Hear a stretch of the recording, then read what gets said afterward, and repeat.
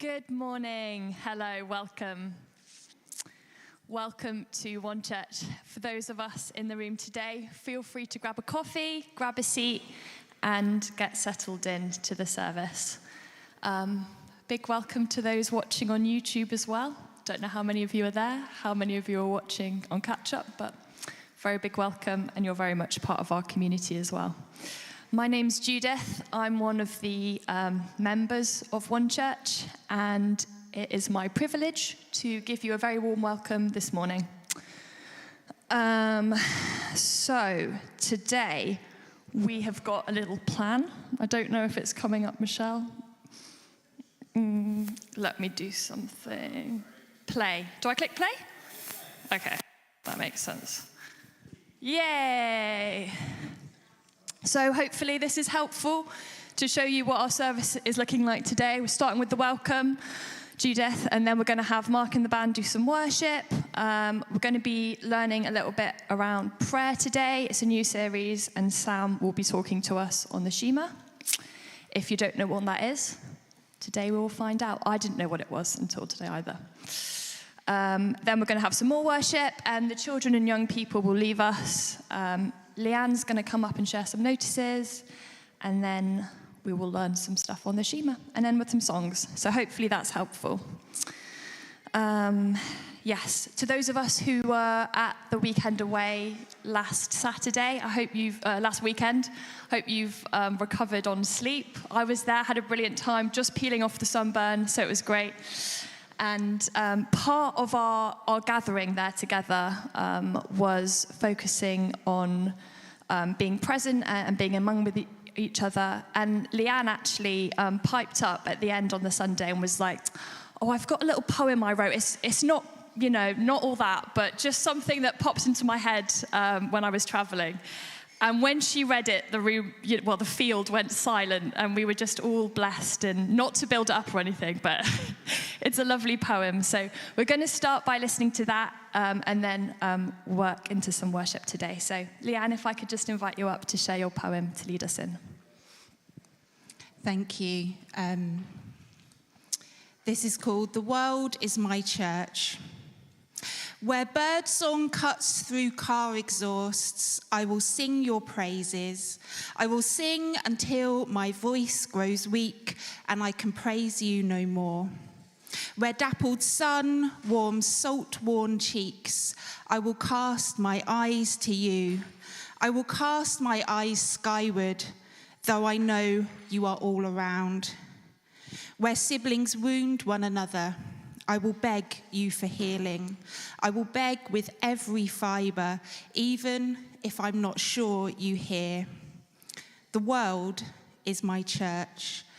A picnic bench, the altar, a bus shelter, a pew, a library, the sanctuary, a checkout queue, the nave, a bathroom, the vestry, a football stand, the choir stalls.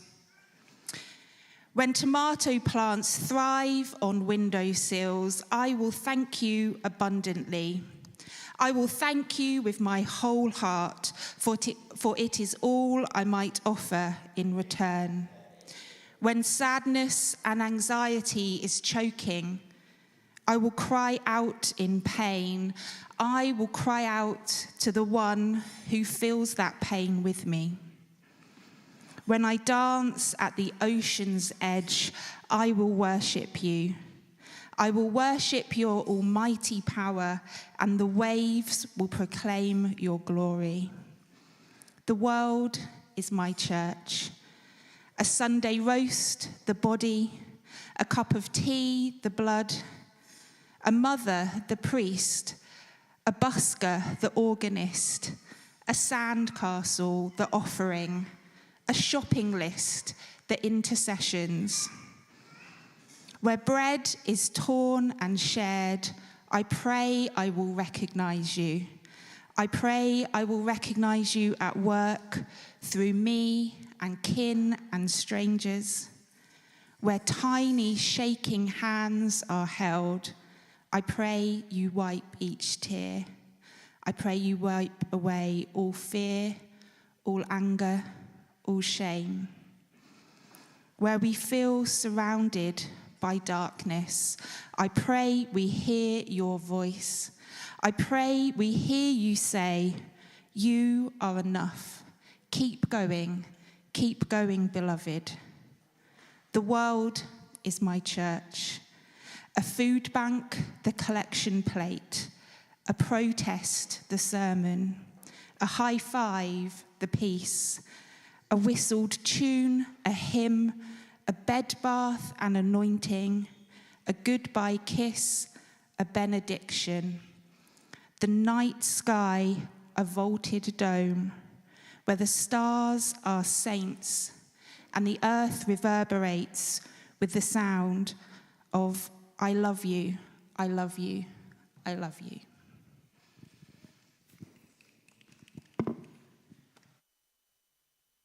Thank you, Leanne. Let's stand if we're able, and we're going to sing a few songs together.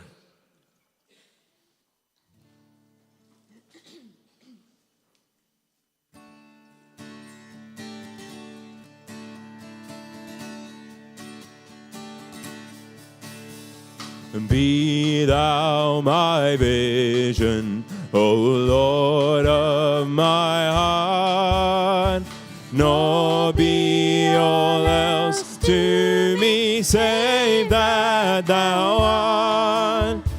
Thou my best Lord, by day or by night, waking or sleeping, thy presence my light.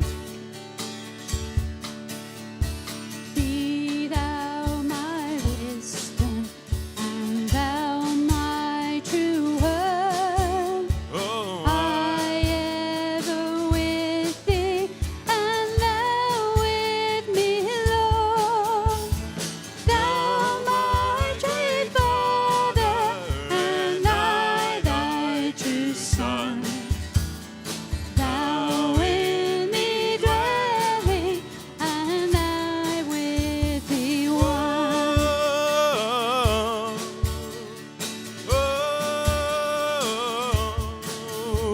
And riches I heed not, nor man's empty praise. O thou mine inheritance now and always. Thou and thou only, the first in my heart. High King of heaven, my treasure, thou art.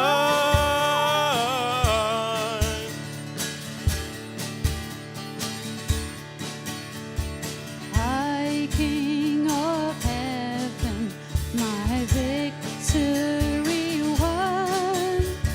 May I reach heaven, joy's bright heaven sun.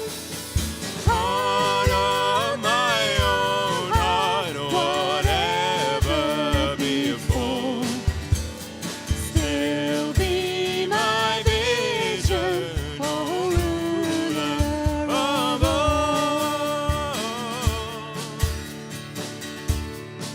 Sing that first verse again.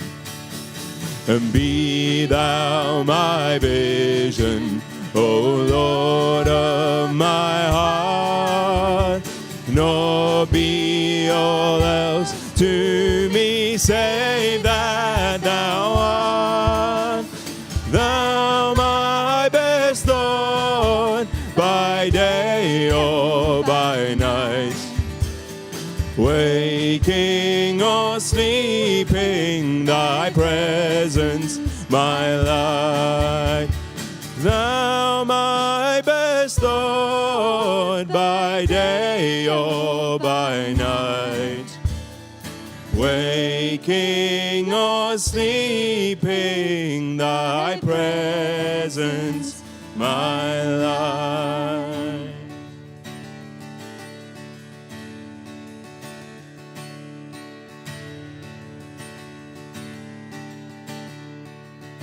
And open the eyes of my heart, Lord, and open the eyes of my heart.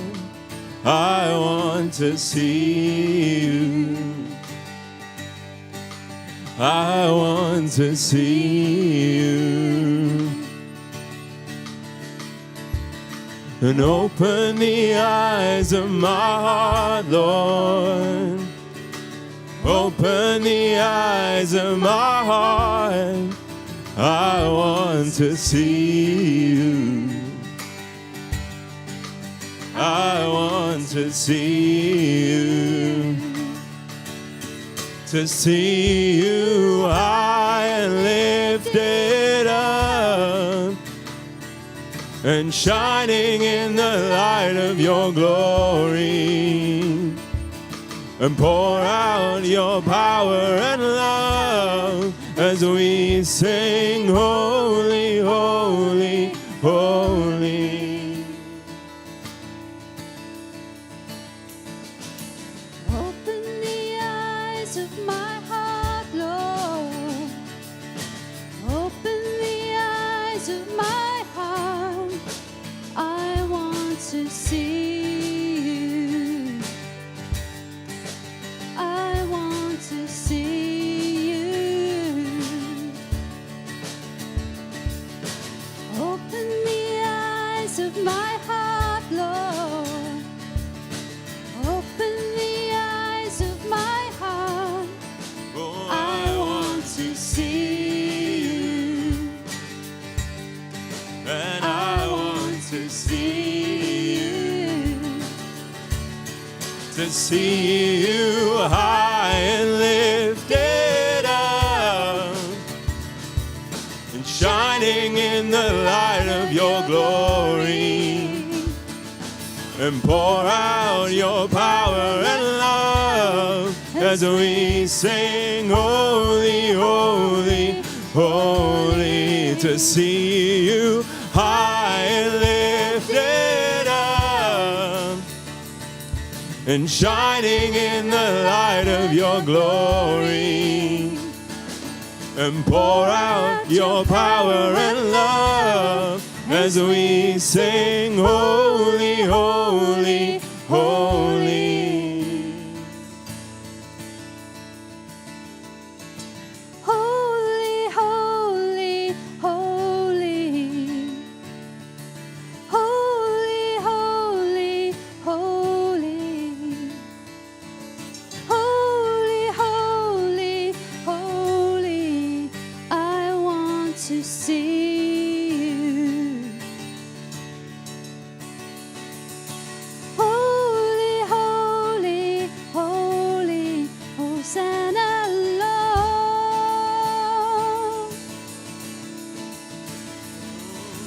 Holy, holy, holy.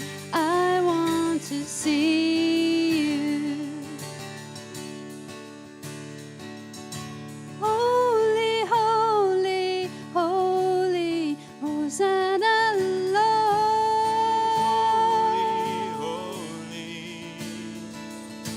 Holy, holy, holy.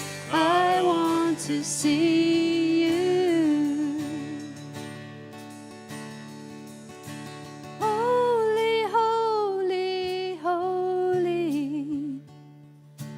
Holy, holy, holy. And Holy, holy, holy. I want to see you.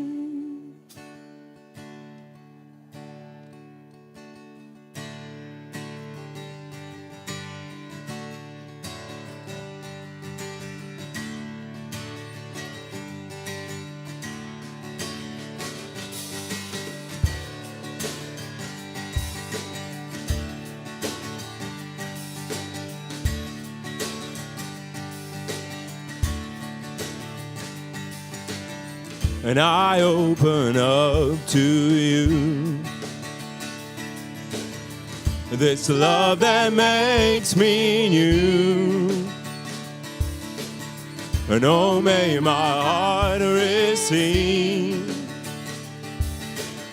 and it's love that carries me from head to the heart.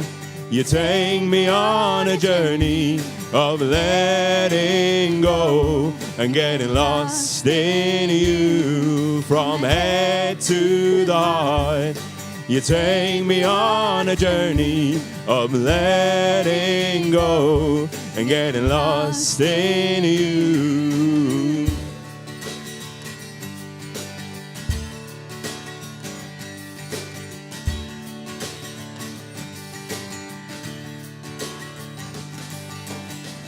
My heart is open wide.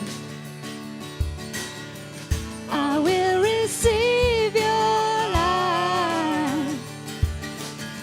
You gave me faith like a child. In you my heart runs wide. From head to the heart, you take me on a journey Letting go and getting lost in you. From head to the heart, you take me on a journey of letting go and getting lost in you. 'Cause there's no shame in looking like a fool when I give you what I can keep. Take hold of you. 'Cause there's no shame in looking like a fool when I give you what I can keep. Take a hold of you.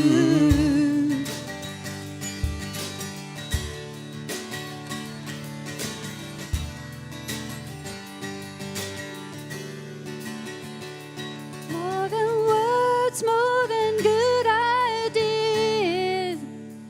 I found your love in the open fields. More than words, more than good ideas. I found your love in the open fields. From head to the heart, you take me on a journey of letting go and getting lost in you.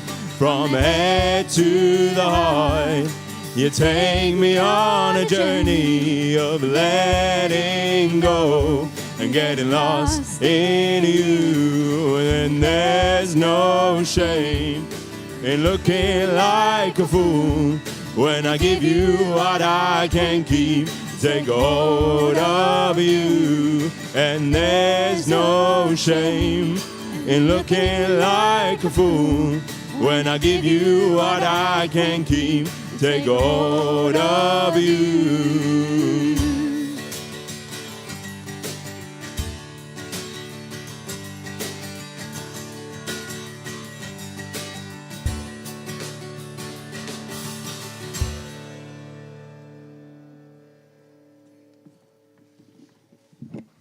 Amazing, thank you. Please take a seat. Very warm welcome to those who have joined us during the song as well. Nice to see you all this morning. And also, I meant to say at the start, but a special welcome if it's your first time or you're new. We do have these lovely green cards, which you can get off me, or they're in the entrance if you want to sign up to our mailing list or join one of our small groups or just learn a bit more about our community. So those of us who have just joined, we are talking today, we're starting our new series on prayer. Sam will be coming up soon and sharing on the Shema and kind of introducing us. But before we get into that, and while we've still got the children and young people with us, we've got a little reflection activity. Isn't that nice? So, I was thinking about sort of prayers or maybe sayings or phrases that we might kind of know in our hearts, or we might sort of recite to ourselves when we're needing strength, or maybe it's just a line from a song we learnt in our childhood that's kind of stayed poignant. So a couple of questions to reflect on up there. For those who can't see, the first one is there a prayer or phrase or saying that you know off by heart? Has it helped you through hard times? And maybe where did you first hear it or did it come from? When I was reflecting on this, I remembered when I was about 6 or 7, you know, when you're kind of just gaining sentience and you're like, oh, I remember, I've got memories from back then. And I remember saying to my mum, I was like, I don't really understand lots of things about confusing God things. And she said, why don't we make a prayer together? It's just like a sentence prayer. And we said it together every night then till I left home when I was about 18. So maybe 10, 12 years, it was something we did every night. And it's really burnt into my sort of core and being. And whenever I feel a bit lost or uncertain, I come back to this prayer. And it was really simple. It was just, dear God, as I grow older, may I grow closer to you, know you more, love you more, feel you in my heart. Amen. So that would be mine, and hopefully that helped bless you as well. So if you feel comfortable to just turn to somebody next to you and maybe chat through some of the questions. If you don't feel comfortable and you're just a bit tired or a bit done with socializing, that's so fine too. Just no one will be offended. If you're watching online, maybe have a little reflection, and maybe we could hear a few thoughts as well. So have a little chat and we'll see what we get to. Thank you.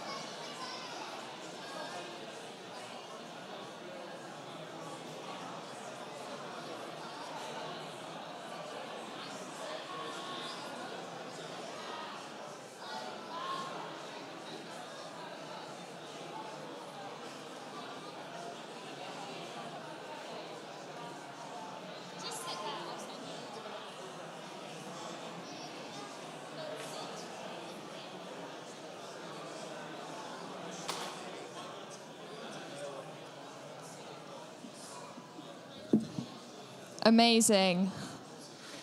Thank you. That was such a lovely, warm chatter in the room. So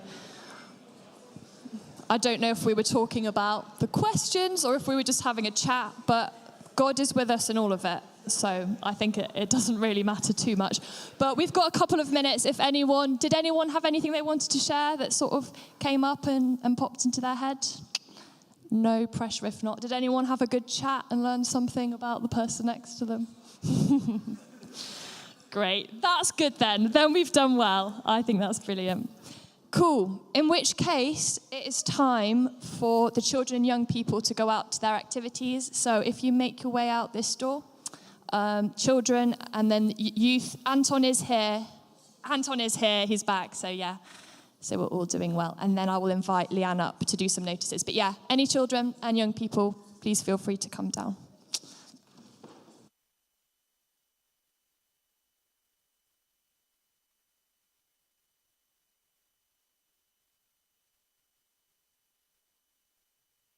Okay, we've got a few notices for you. There's always so much going on in one church, so it's fun to let you all know what's happening. So the first thing is this evening at 6:30, the 7th of July, which I believe is next Sunday, if I've haven't lost the ability to count and remember what order the months go in. Next Sunday at 6:30, here will be I believe the final session in the Enneagram series. So do come along to that if you're interested in the Enneagram or you've been joining those sessions. On Thursday, the 11th, we've got our next newcomers meal. So if you've joined one church recently, even if you're kind of dipping in and out, it's very relaxed. It's just a nice opportunity to hear a bit more about what one church is all about. If you've got questions about why we do things the way we do, anything like that, then it's just a really nice time to be together and learn a little bit more about one church. That will be at the Stills house, and you can let Dave know. I believe Dave's in Yorkshire today, jet set life. But if you're particularly keen to join, you can email dave@onechurchbrighton.org to get your name on that list.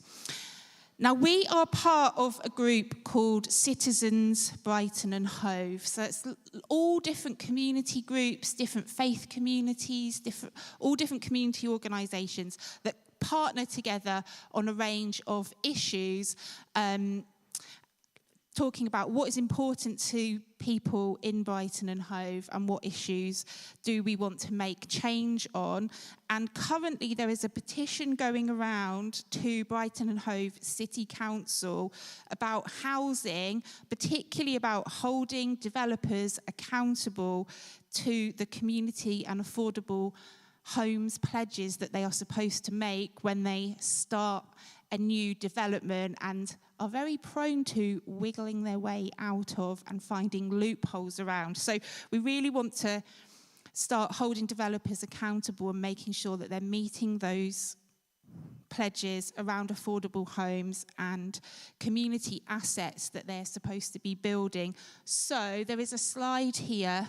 I believe the link was also in this week's email, but if you are keen to put your name to that, it would be much appreciated.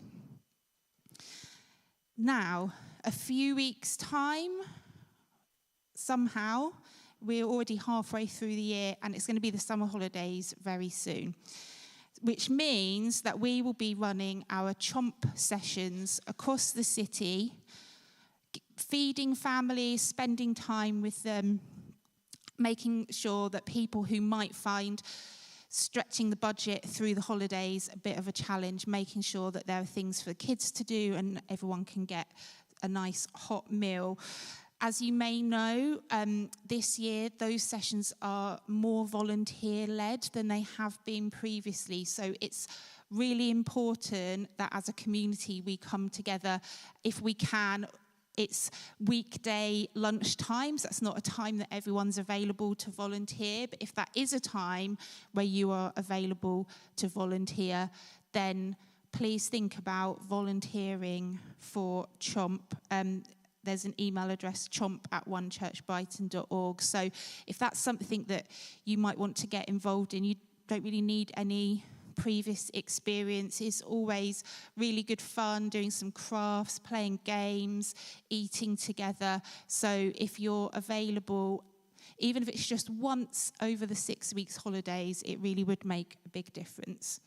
And a final notice, which wasn't in this week's email, that's been snuck in, is it's Bethan's birthday today, and people are going to the open house, so it's an open invitation. If you'd like to join to celebrate Bethan, then do come along to the open house.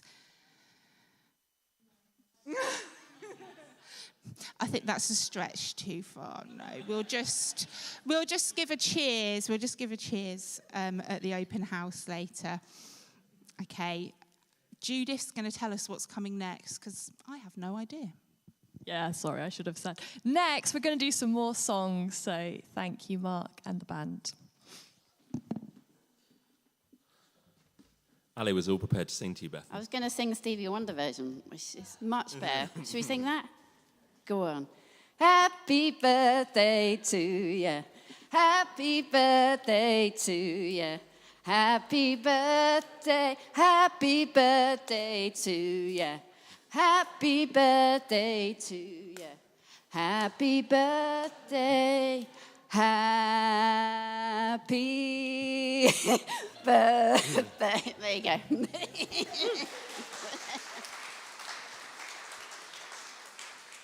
Just a slight tonal shift now into some more reflective songs. We can sing a couple of songs together. Feel free to stand, sit, whatever you want to do during these.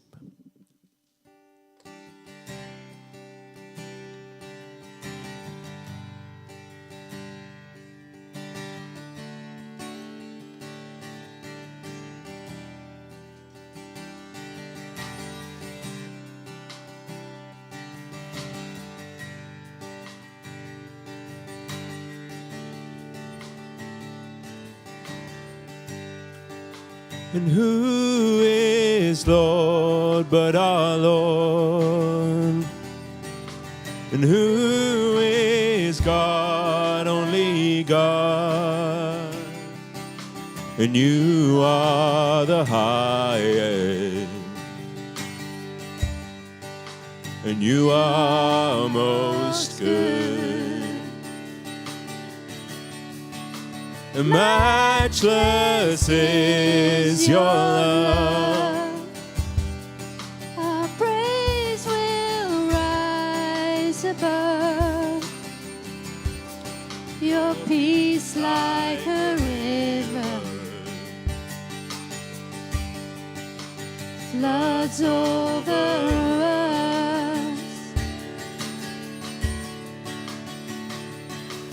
Our hearts are restless until they find rest in you. Our hearts are restless until they find rest in you. And this is where my hope lies. This is where my soul sighs. And I will always find my rest in you. And so full of mercy and beauty and mystery, you are most hidden, but always with us. Our hearts are restless until they find rest in you. Our hearts are restless until they find rest in you. And this is where my hope lies. This is where my soul sighs. And I will always find my rest in you. Our hearts are restless until they find rest in you. Our hearts are restless until they find rest in you. And this is where my hope lies. This is where my soul sighs. And I will always find my rest in you.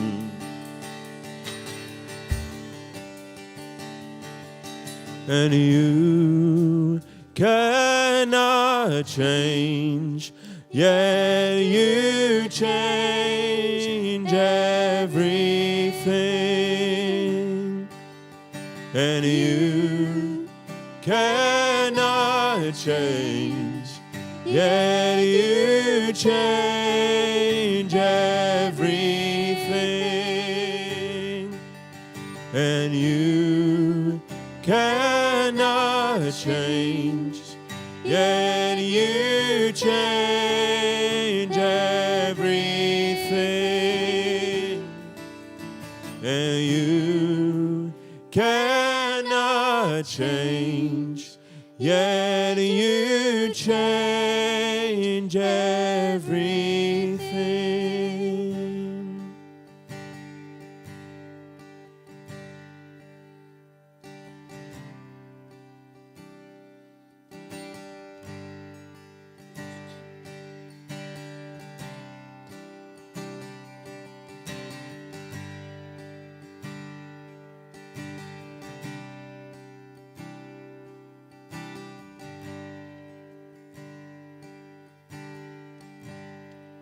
We've wanted to be trusty and true, but feathers fell from our wings. And we've wanted to be worthy of you, but weather rained on our dreams. And we can't take back what is done, what is past. So fellas, lay down your fears,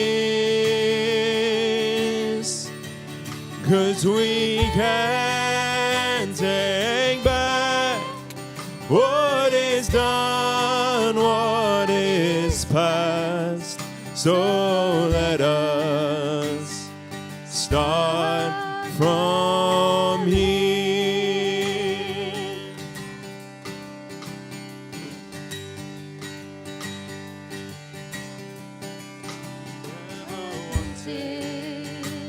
To be lusty or lewd, no tether to prudish strings. And we never wanted to be jealously true, nor wither into ugly things. But we can't take back what is done, what is past. So fellas, lay down your spears, 'cause we can't take back what is done, what is past. So let us start from here.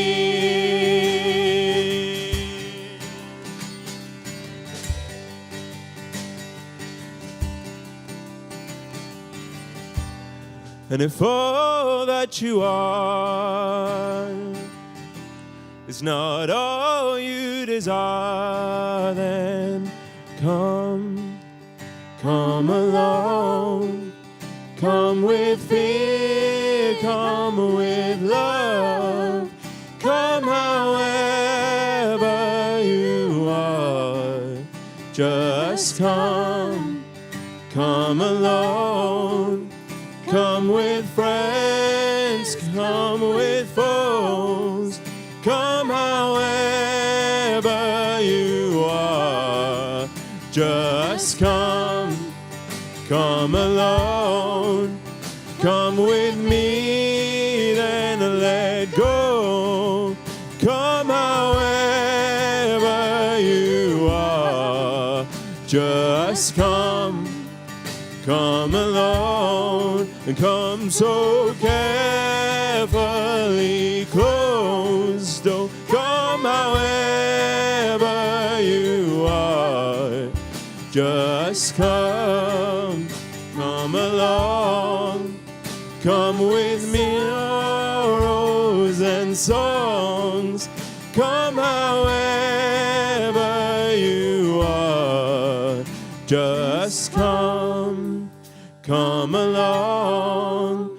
Come, let yourself be wrong.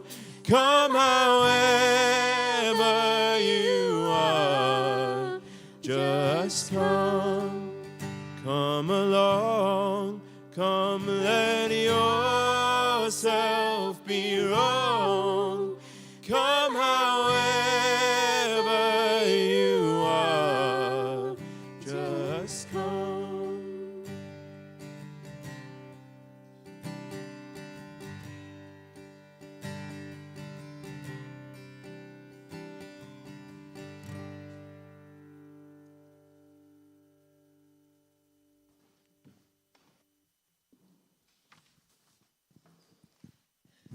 My gosh, I feel like it's already been such a beautiful time together. So, peace go with you. Off you go. No, we've actually got a lot more still to do, which is good.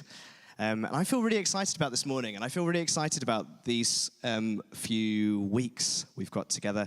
We've got kind of 4 weekends before the summer holiday, and then in August we've kind of got this open series where we just ask speakers to come and kind of share whatever's on their heart. Like, what do you want to talk about? If you had half an hour on an open mic, speaker's corner kind of thing, what would you talk about? But for the next 4 weeks, what we're going to do is have a series looking at some of the prayers that are in the Bible. And just kind of learning together from these ancient words that people have used to kind of commune with God, and just letting them speak to us and letting them teach us, and allowing ourselves to kind of have a conversation with them.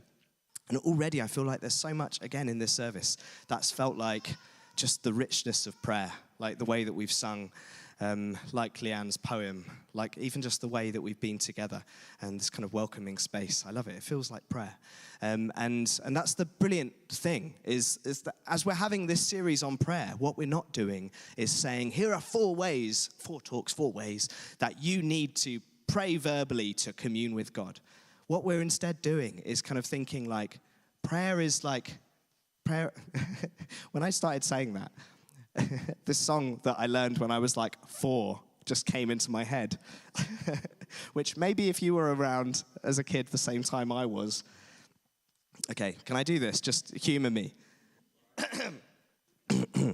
Ready? Prayer is like a telephone linking us to Jesus.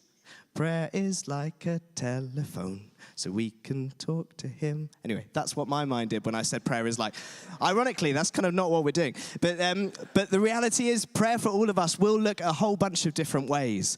But this kind of, at its core, it's how do we as humans experience connection with God and experience this kind of life that we're called into, where we're not separate and we're not distinct from God, but we're called into oneness with God, and ironically, through that, called into oneness with ourselves and with each other. And so we're just going to look at a few different prayers in the Bible over the next few weeks. They're very different.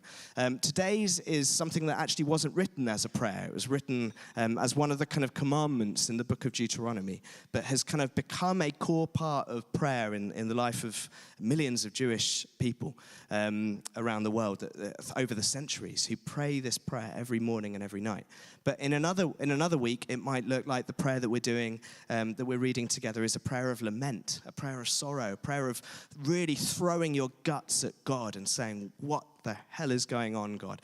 And it might be like another week is a prayer of praise, a prayer of celebration, a prayer of thankfulness. Like they'll all look very different.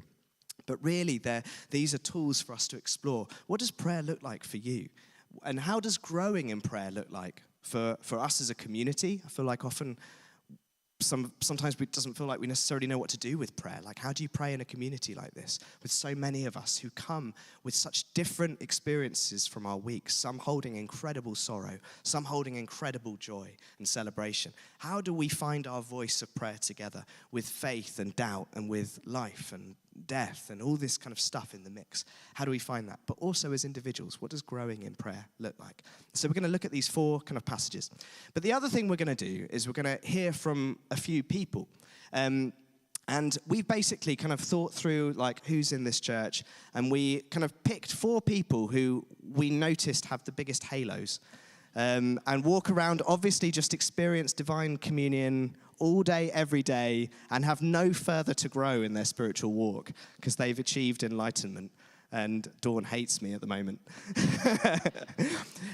No, just kidding. But we picked 4 people that we were just like, come, why don't you come and share with us a little bit about what prayer means to you and how you're growing in prayer. And so I want to begin with that today, because if I put it at the end, it's going to get squeezed out and it won't happen. So I'm going to invite Dawn to come up, and I'm going to ask her a few questions about prayer in her own life. Is that all right? Can you come up? Thank you. Can we all give Dawn a big round of applause? Oh, yeah. She's got notes. She's got references. Dawn, how do you want to do this? Do you want me to ask you a few questions? Okay, great. So, Dawn, why don't you just tell us a little bit about what your kind of history of prayer practice has been like? Growing up, what did prayer look like for you? And how has that changed or stayed the same as you've grown? As I've got older. So I like to call myself now a cradle Christian. So it's a term that Catholics use. They're just born into the faith. So the faith that I was born into or adopted or inherited looked a lot like a fear. I feared God.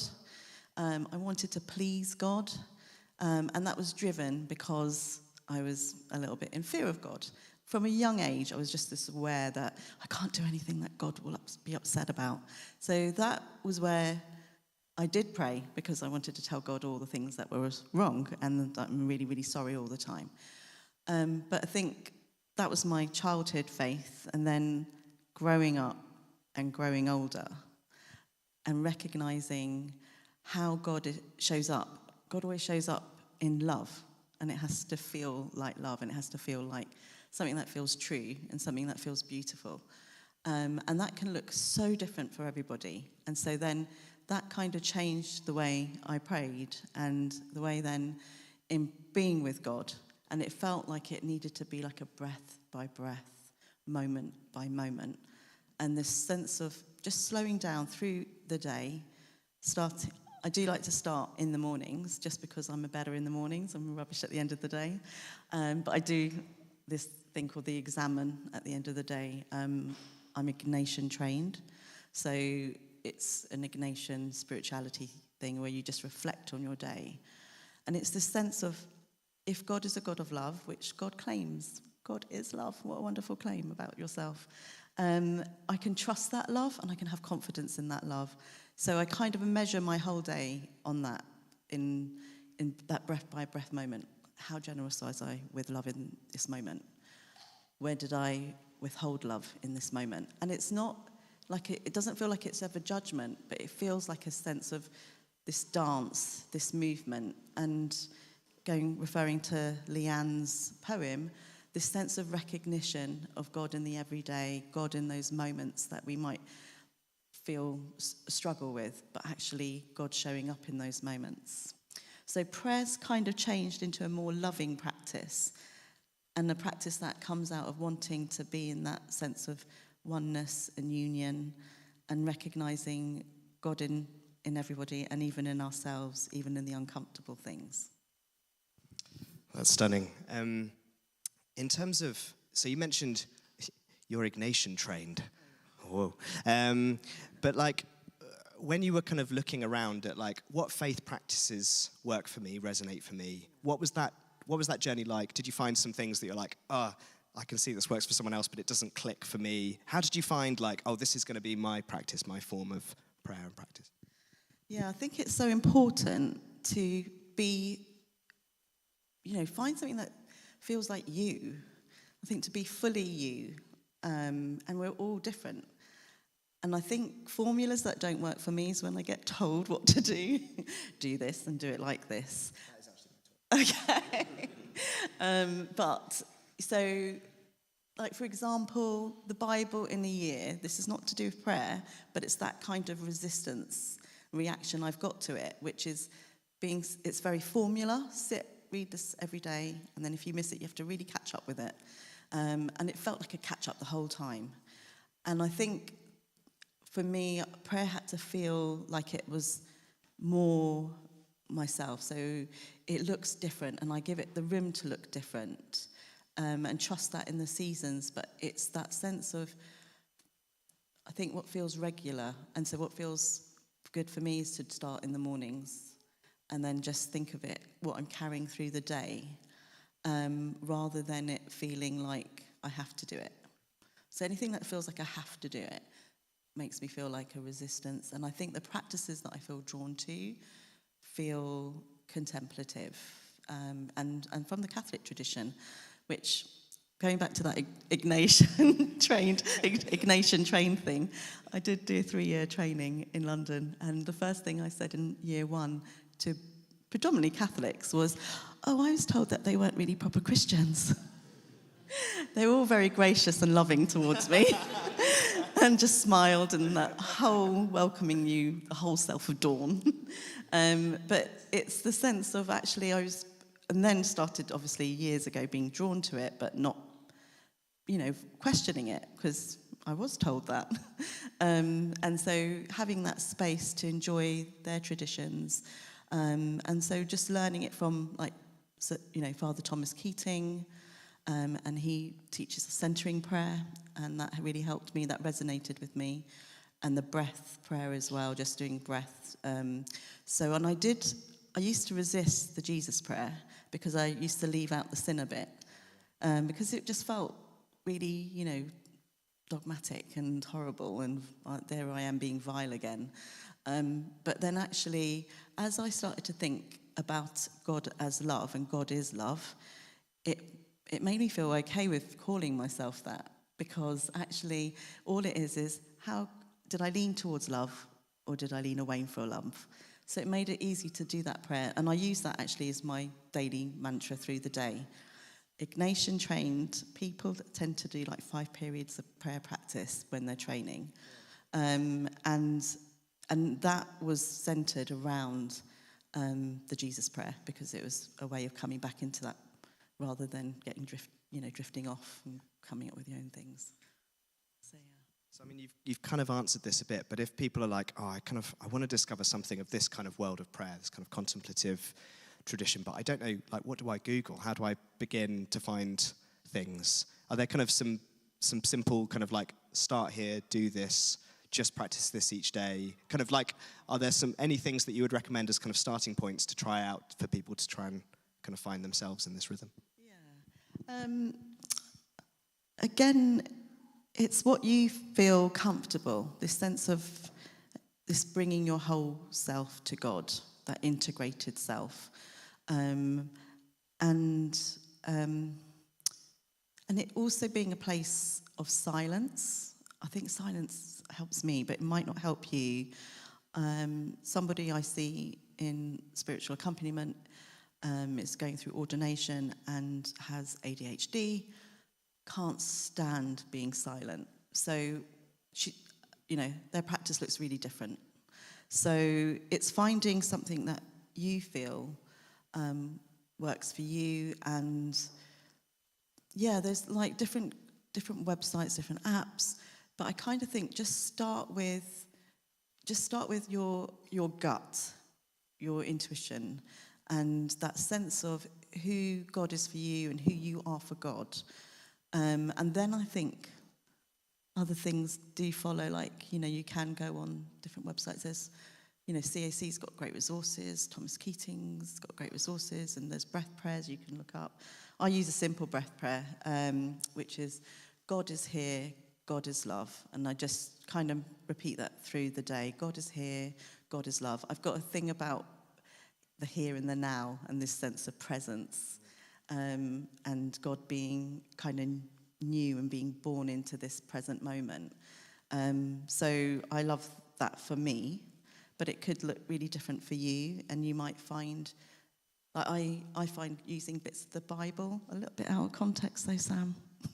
So the rich young fool, for example, is one of my favourite stories, and the rich young man, and he leaves Jesus, and when he walks away sad, Jesus says, and I just use this one line, I don't follow it up with the other lines at all, but Jesus just says, how hard it is. It is hard. And I feel like when I have conversations with people, and sometimes it might feel like a struggle or stuck in terms of what's happening in their life and the suffering that feels real for them, the gentle compassion route for me is always, it is hard. Life's hard. This is hard. Being human is hard. The human experience is hard. So I kind of take the Bible in that way, but also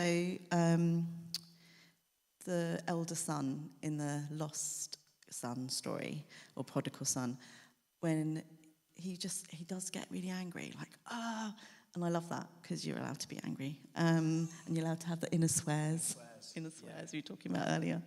But the reassurance of the parent in that moment says, everything I have is yours. So sometimes that follows me through the day, like when I'm with people and with me, and with this sense of oneness and connection, it's everything I have is yours. And that's what I feel like God is offering for us. So to find something and pinpoint it, I honestly think start with that sense of who God is for you. Like the AA, you say, the God of your understanding. And I just love that, because that's different for everybody here. So it feels expansive already, and it feels like God is already, alive and delighting in that difference. And then we see that difference with one another, and we bring that bearing witness to one another's differences. And that feels like a divine dance to get involved in. My gosh. Dawn, thank you so much.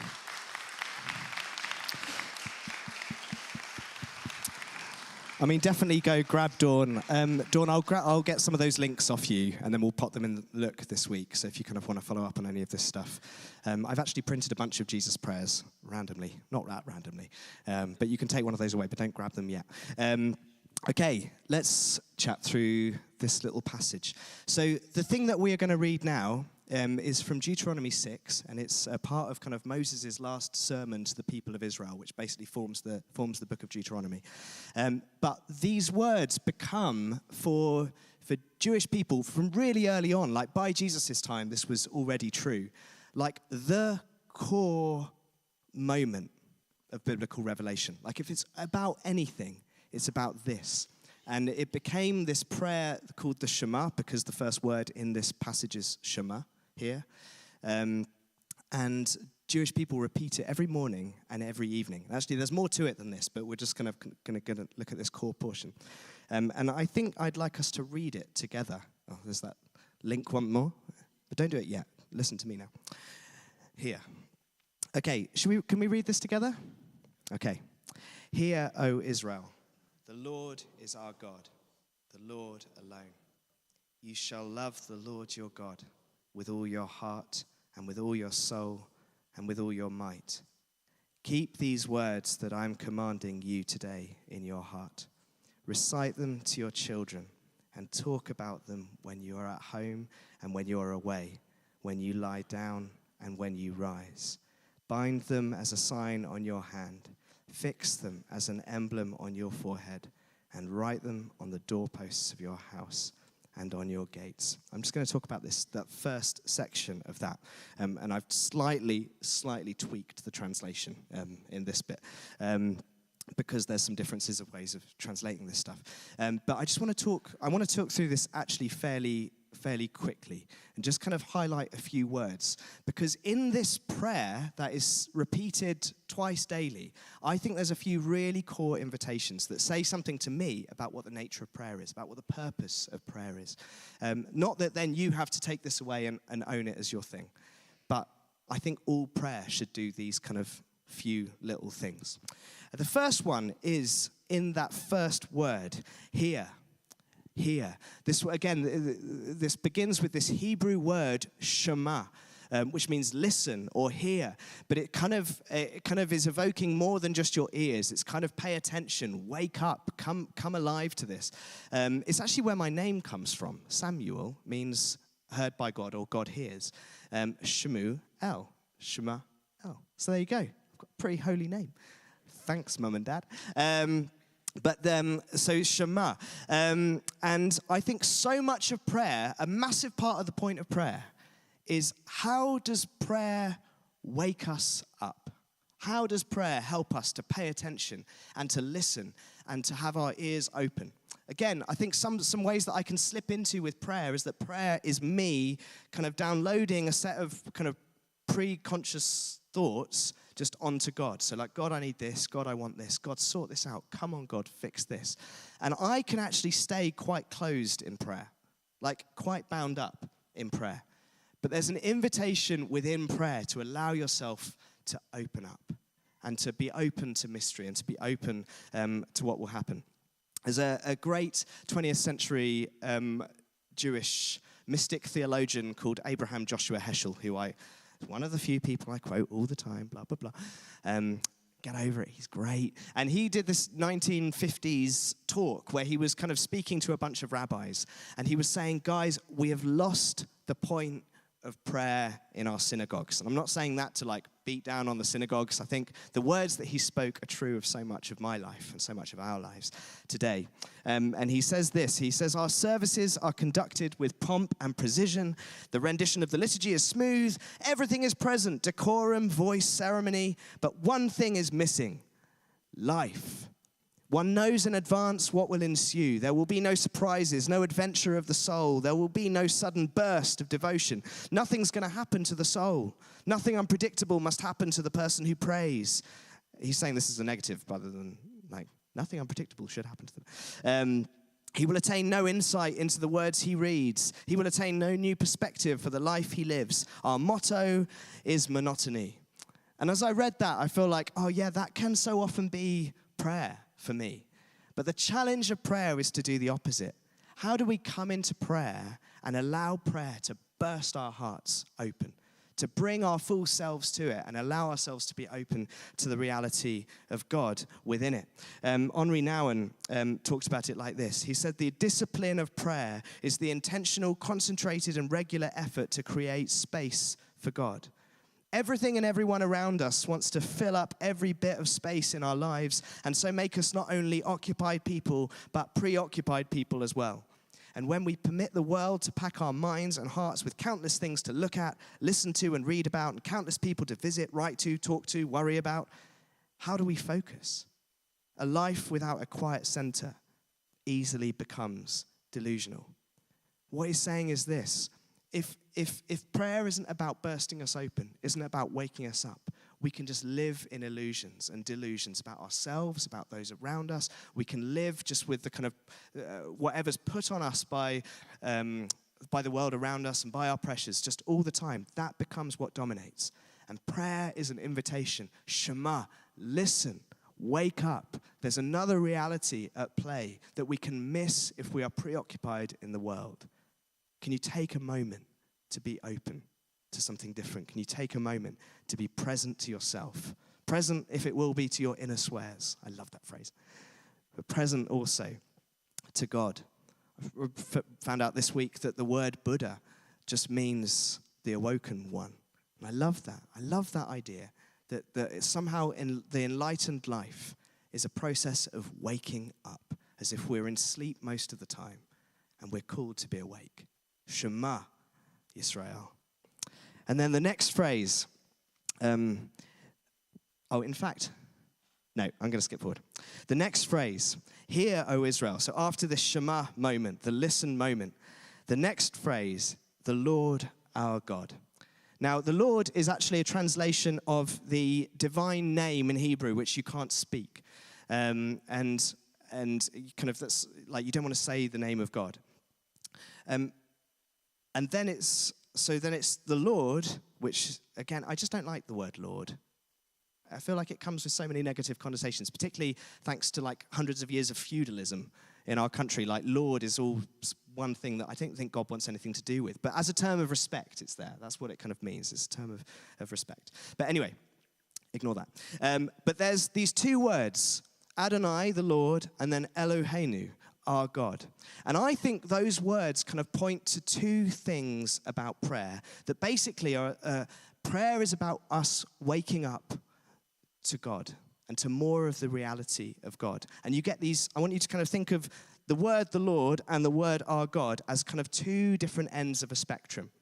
Because the Lord, this divine name that you cannot speak, connotes something about God that is this. God is completely unknowable.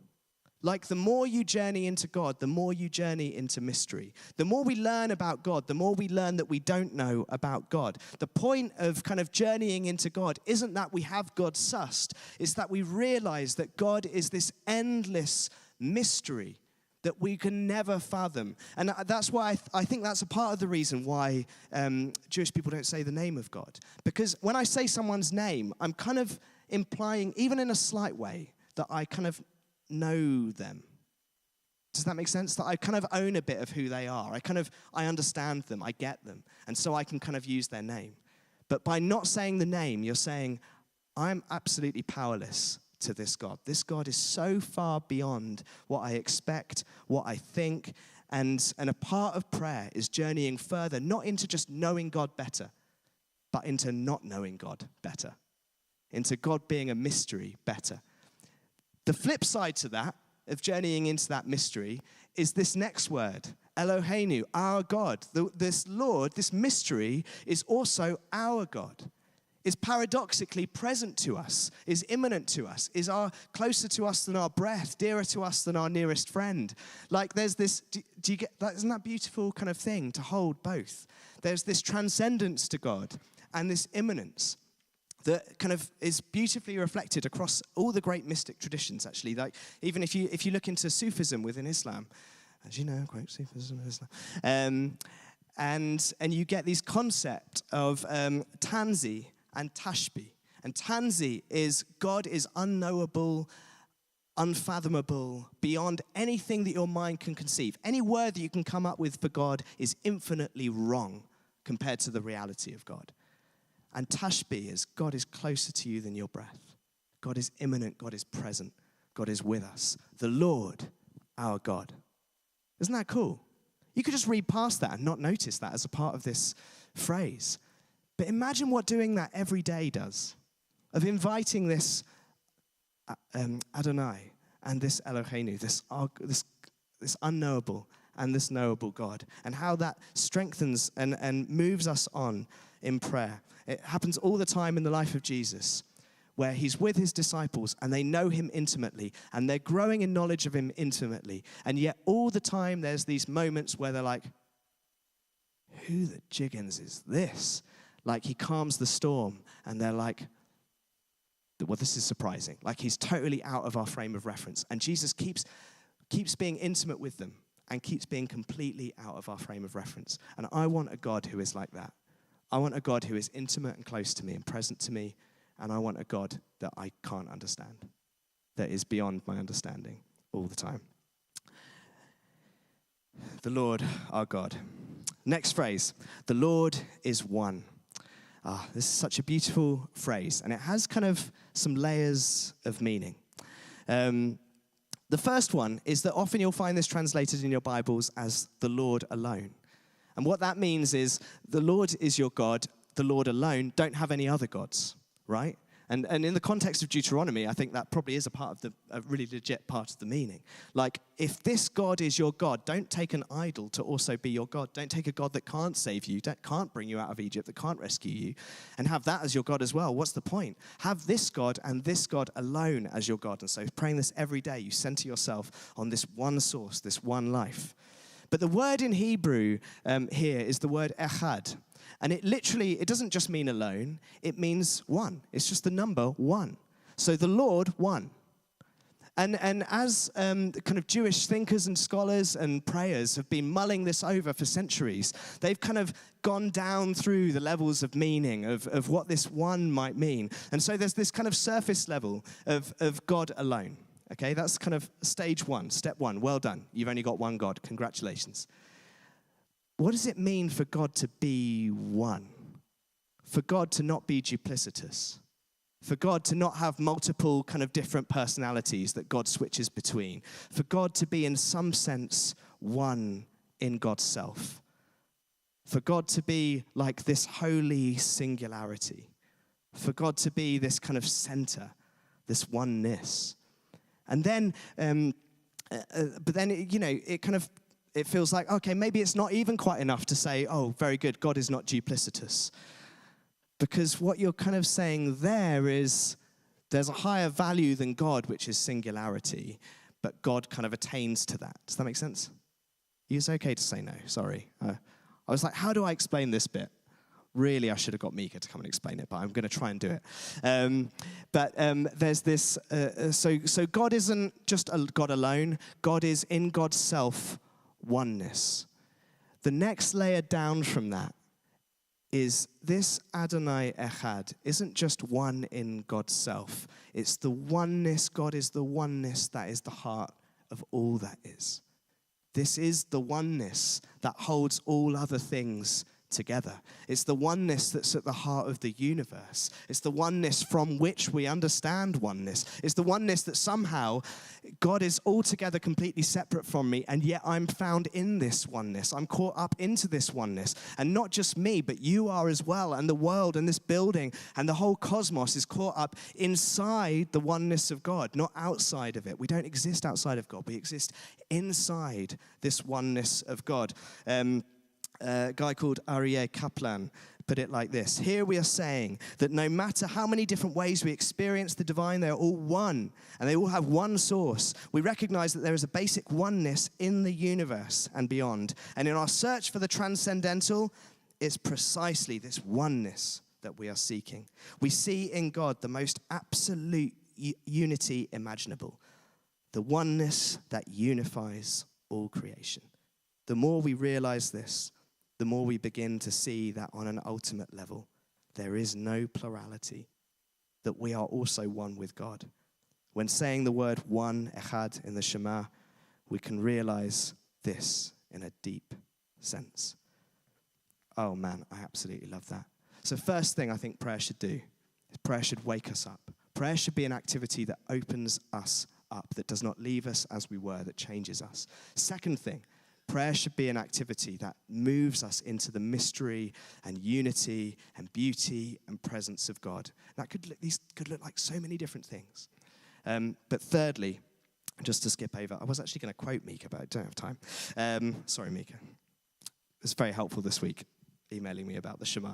The third thing is it's because all that could be intellectual, right? All of that stuff could be, this happens just in my head. And so prayer is now an intellectual exercise in how much can I know God and journey into the mystery of God and then come out feeling really smug. But actually, what's the heart? What's the point? What's the journey? Where's this all leading to? And basically, it leads into love. Like the heart of this Shema prayer is to draw us into the love of God. Actually, before the Shema, when Jewish people read this prayer, they read this little blessing before that's like, in love, God calls us in love. And so the last word before the Shema begins is love. And that love is God's love, right? So this love, there's God's love to us. And then you say, the Lord our God, the Lord is one. And then our response to that is, you shall love. Do you get that? The point of prayer, a heart of prayer is love responding to love. And the whole kind of journey is acknowledging that Jesus, that God is this ultimate, unending source of love. And all we're doing is journeying into it and becoming transformed by it until everything is moved into love. That's what prayer should be about.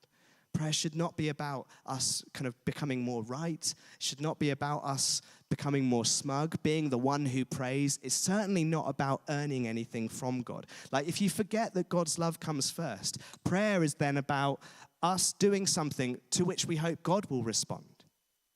And actually, prayer is the other way round. God has done something. Will we respond? God is giving God's self away. God is loving us. Can we tune in? Can we listen? Can we respond to that love? And so when Jesus kind of speaks about the Shema, speaks about this passage, if you remember, there's a few points where Jesus is kind of quizzed. What's the ultimate commandment? What's the best commandment? And he quotes this passage. And then he also quotes Leviticus 19:18, which says, love your neighbor as yourself. And so he's basically like, the main point of the whole thing, the main purpose of our whole spirituality, of all that we're doing here today, is to respond to love with love. That is it. That is the purpose. And if it moves you into love, and it moves you into mystery, and it moves you into yourself, it's prayer. If it moves you into God and it moves you towards those around you, it's prayer. And I think that's an incredible gift. I absolutely loved hearing from Dawn just now. And I love that feeling. I don't feel like Dawn is trying to earn God's favor in prayer. Did you get that impression? I feel like she's kind of felt something of this love and is falling into it.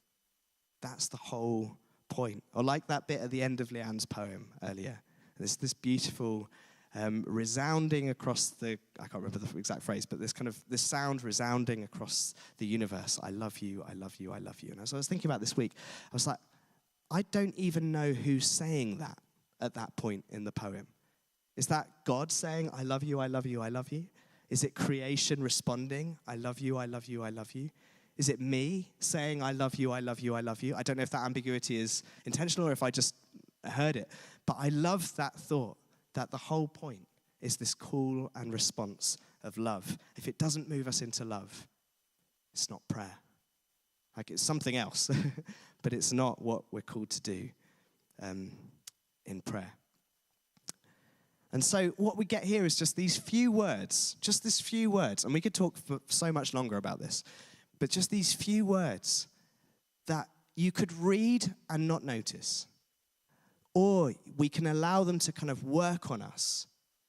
And within just this, is so much that can wake us up to who God is, to how we're invited to see the world differently, to how we're invited to see each other differently, to how we're invited to see ourselves differently. And I think I just love that about this kind of prayer practice. So what I've done is, because we need to bring this into land already, feels like we've only just started, I'm going to try and finish on time. I want to bring this into land already. But what I've done is something really simple. I think there is something potentially as a gift in having something that you repeat in the morning and the evening, or just multiple points through the day, something that keeps calling you back. And so what I've done is I've printed off a few short prayers that you could take away and use. And they're on table. There's a table over here, table at the side here, and one at the back there. And I've printed off 4 things. One is the breastplate of St. Patrick, which is like Christ behind me, Christ before me, Christ beside me, that one. Just a few lines of that. One is the Lord's Prayer, so Jesus teaching his disciples how to pray, our Father in heaven, hallowed be your name. One is the Jesus Prayer that Dawn mentioned earlier, with the sinner bit on the end, because I'm not a woolly liberal. You can be a sinner here. But I love that definition of, like, recognizing that really what our sin is when we're not love responding to love, like when we're out of kilter with that love. But anyway, you could think about your dirty little sins, if you like. And then the fourth one is this Shema that you can take away, and it's my slightly custom translation. So what I want you to do is, in a moment, we're going to sing again. And during that song, actually, trust Mark. Not only did he pick killer songs for today, he wrote a song based on this passage, which we're going to sing in a little bit. And it's such a beautiful response. I absolutely love it. So while that's happening, you can join in with the song, join in with this God who is giving God's self away to us in complete mystery and knowability. And while that's happening, go to the tables and just have a quick read of these 4 different prayers, and then pick one and pop it in your pocket. And then this kind of requires you to be a bit like me and wear the same pair of jeans all week. But what the kind of idea is that you'll keep discovering it in your pocket. So you could put it in your bag or whatever, but put it somewhere where you will keep finding it this week. And when you find it, just take a moment and pray it. And try to kind of, make yourself find it a few times. But hopefully and it will mean that at a number of points this week, you're just called back to this center. And may we then, as we do that, may we be woken up, may we Shema, may we hear, be those who are awake and alive in ourselves. May we be those who encounter the mystery of God, and who, most importantly, I think, move into the love of God. So is that clear? So go pick one that feels most like your soul. If you want to write your own, you can do that. If you want to just use one word, it could be love, it could be grace, it could be God. You could just use one word, that'd be fine, write your own.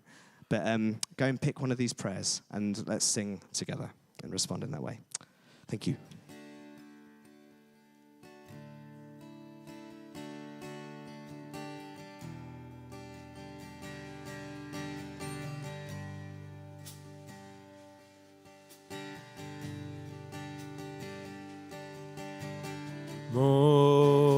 Morning light floods my eyes.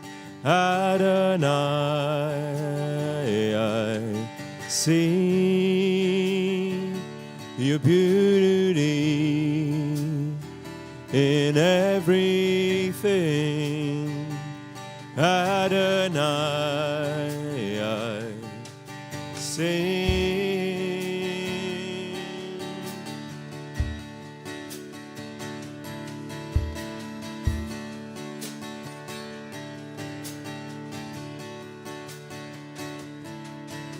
And Holy One, how deep your love, Adonai, I come close to you, shame removed, Adonai, I pursue. Oh, Adonai. Oh, Adonai.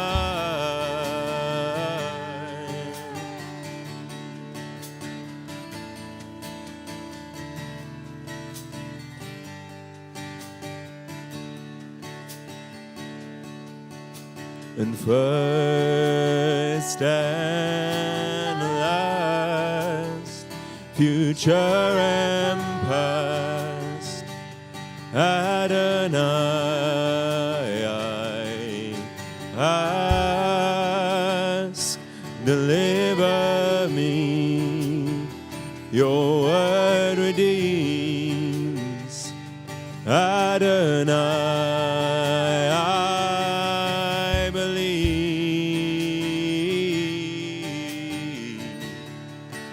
Oh, Adonai.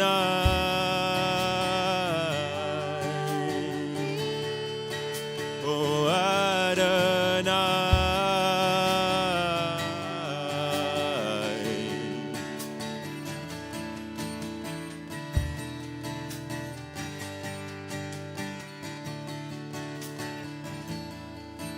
The Lord our God is love.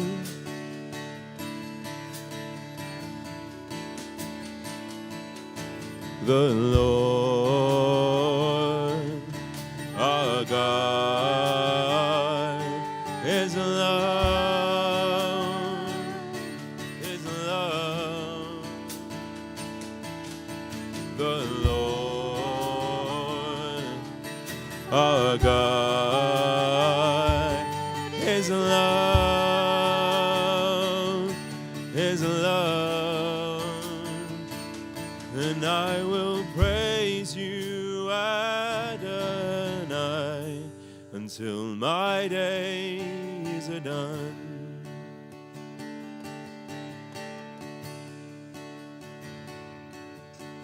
And dusk descends to the end. Adonai, my friend, show me your ways every day. Adonai, I pray.